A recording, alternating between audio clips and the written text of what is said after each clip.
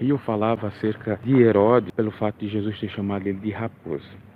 Tendo o contexto da época, Jesus chamou Herodes de raposa porque a raposa tem um simbolismo.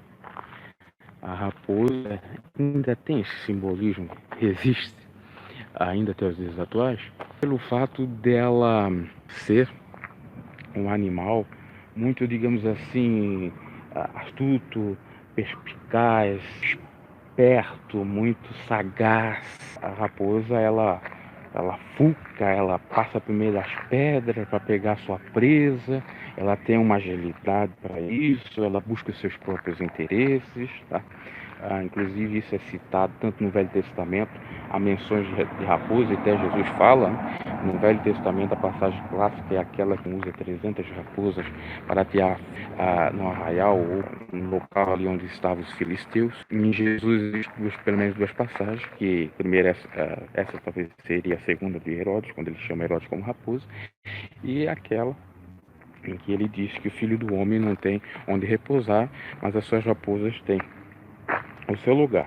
E aí ele tanto fala literalmente como simbolicamente, porque as raposas espertas, sagazes, elas têm como se viver, elas vivem bem, com ele como seus discípulos, que não queriam dar o braço a torcer a falcatruas, as corrupções, as coisas erradas, o falso amor, e por isso que estavam sofrendo.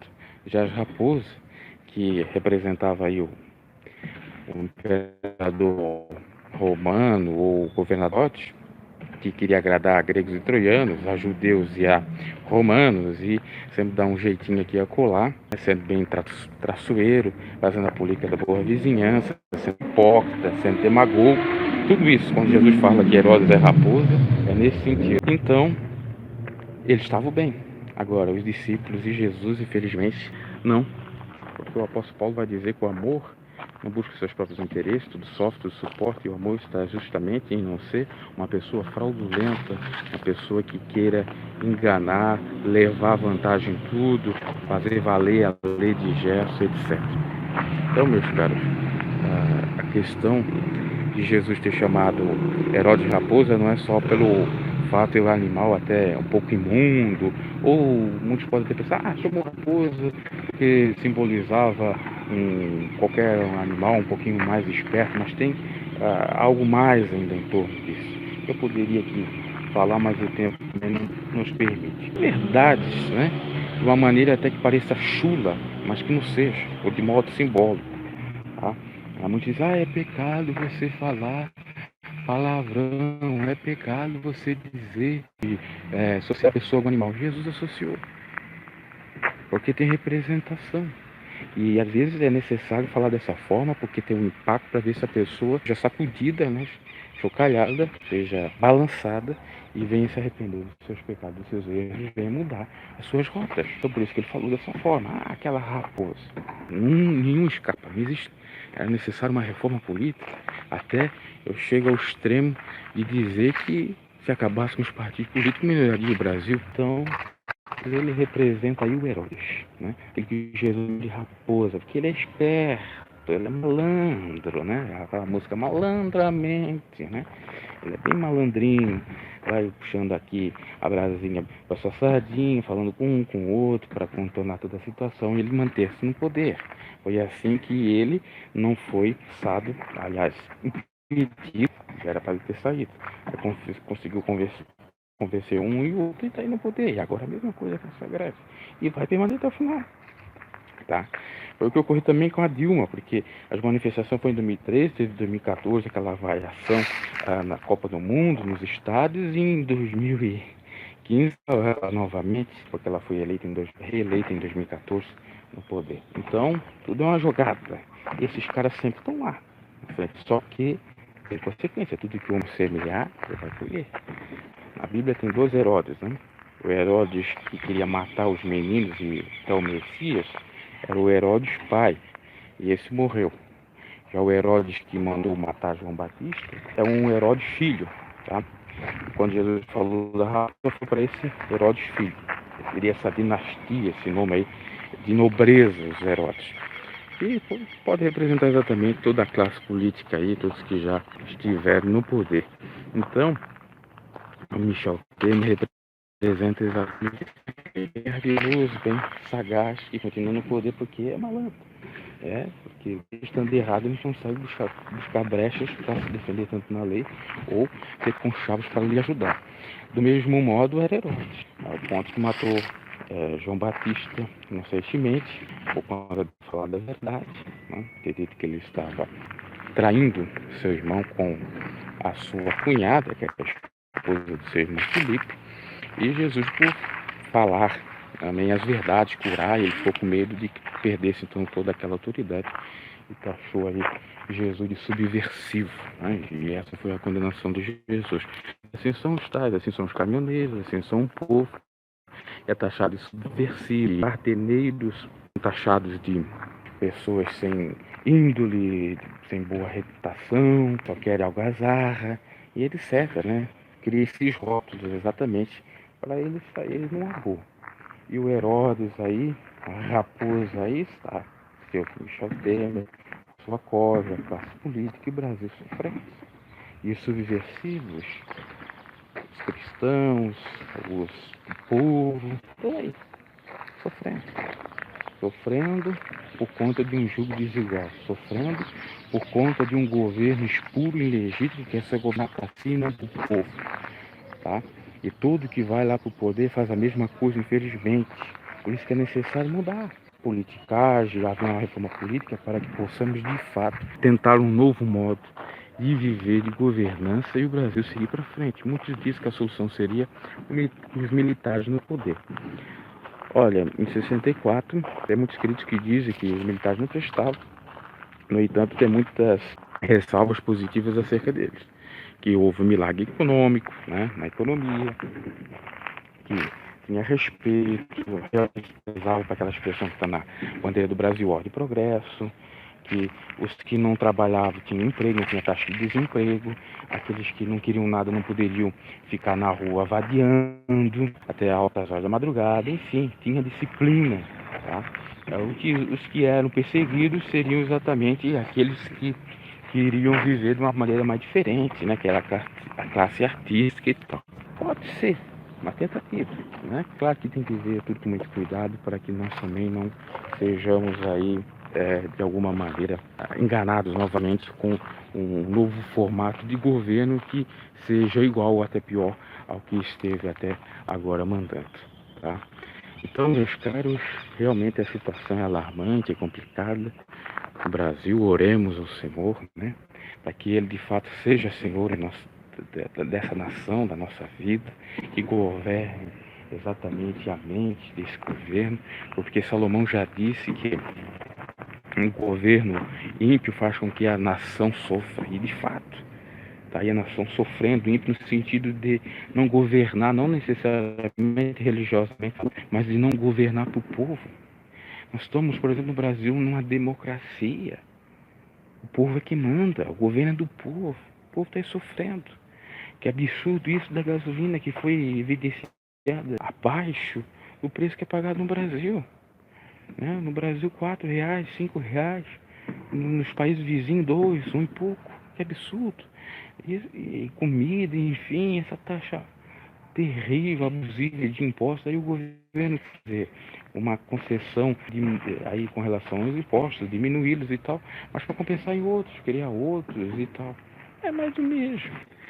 Então a população tem que estar ciente disso, tem que parar, deixar de lado exatamente os seus desejos e pensar pelas necessidades, do Brasil, a mesa do trabalhador, emprego para todos, baixa desses impostos aí, exorbitantes, enfim, melhoria na área da saúde, da segurança, do transporte. Esse é o Brasil que nós queremos. Mas infelizmente não acontece porque de fato é o próprio brasileiro que acaba com tudo, tá? Que se auto-saboteia, infelizmente, né? Que se vende por um pouquinho de dinheiro, né? Por um pouquinho de gasolina, se vende.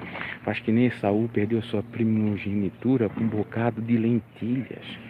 O brasileiro está fazendo isso, está fazendo a mesma coisa.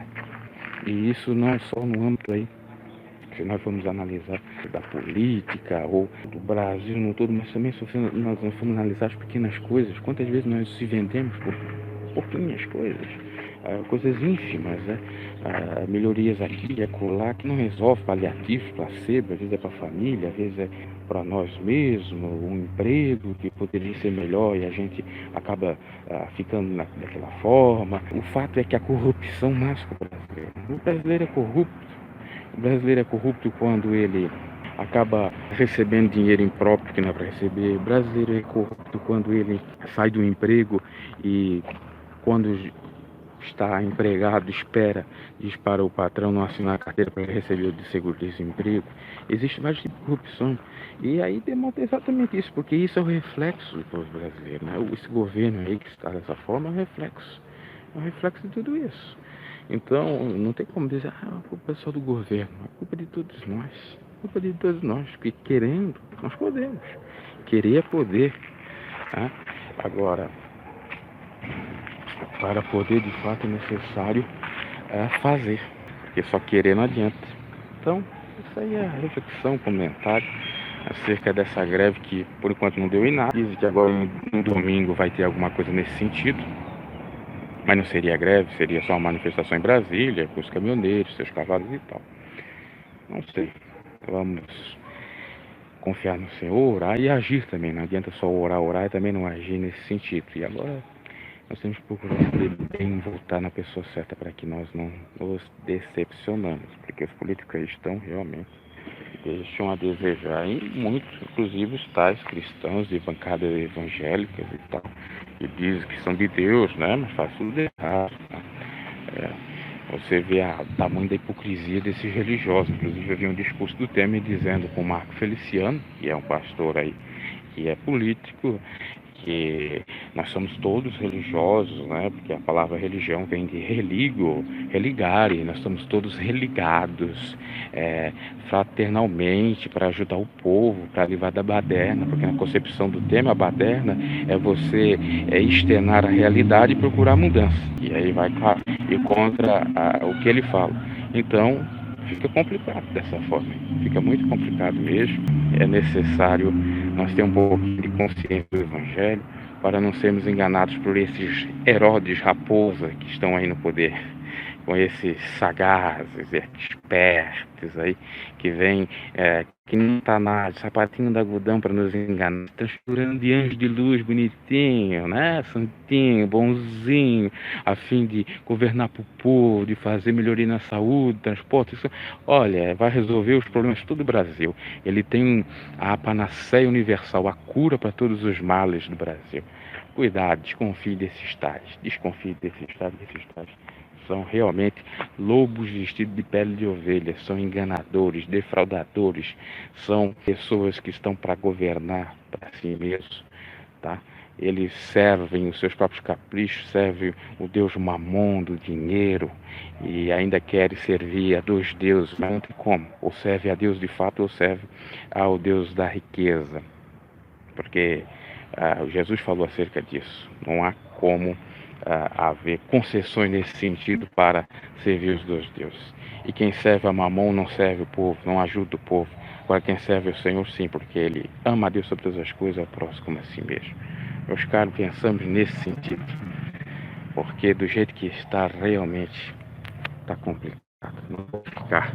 São às vezes frases clichê que muitos falam, mas é necessário falar, porque parece que o Brasil, quando chega na prática, essas frases não ecoam, não fazem sentido, não mexem com eles para realizar o que deve, como essa mancada de já desesperadamente ir para os postos abastecer. Como que querem mudanças? Né? Como que querem? Fica aí então o comentário acerca, para nós sermos sábios, perianos, como o povo de Beré, examinar tudo, tá? Para ver se é de fato isso mesmo, reter bem.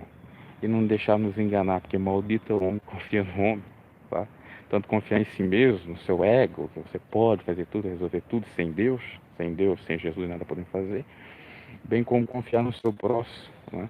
Que, segundo a palavra do Senhor, Jeremias fala que o amigo, ele anda caluniando, o irmão anda enganando. Aqueles que a gente diz, esse é o nosso irmãozão aqui de sangue, tá caluniando, tá te enganando. E o teu amigo, né, que é aquele que diz, esse aqui é gente boa, esse eu me simpatizei com ele, vou votar nele, né? Aí tá te caluniando. Cuida com isso. Esse é o comentário. E que Deus os abençoe e faça você pensar acerca disso, né? Mais sabedoria, porque é tempo eleitoral. E nós somos cidadãos também terrenos, não só da cidadania dos céus. Então nós temos que ser sábios nesse sentido. Porque a governança dessa terrena pode interferir na vida espiritual, entre aspas, no sentido de que, inclusive, até a nossa fé, ou se externar essa fé, manifestar, pode ser censurada, né? Por conta das hipocrisias desses governos que realmente deixam a desejar. Até a próxima, meus caros. Esse foi o comentário aí acerca da greve dos caminhoneiros e a reflexão da raposa de Herodes, né? Nós que somos de Cristo, nem sempre temos tudo. As raposas têm. Só tem a consequência, que eu até não falei muito acerca da consequência, que se você for analisar, a Dilma saiu do poder. O Temer, possivelmente, a consequência vai vir ano que vem, porque ele não vai ter mais privilégio para ser julgado. E possivelmente vai ser julgado e condenado, preso, como foi o Lula. Tentou, mas não conseguiu. Tá? Porque classe, exatamente política, se formos analisar a lei, colocar tudo literalmente de acordo com a lei, não sobra nenhum. Todos vão pro cilindro, infelizmente. Infelizmente porque nós estamos, né?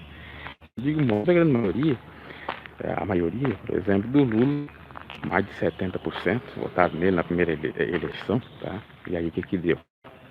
Foi ele que foi, ou você colocou ele lá?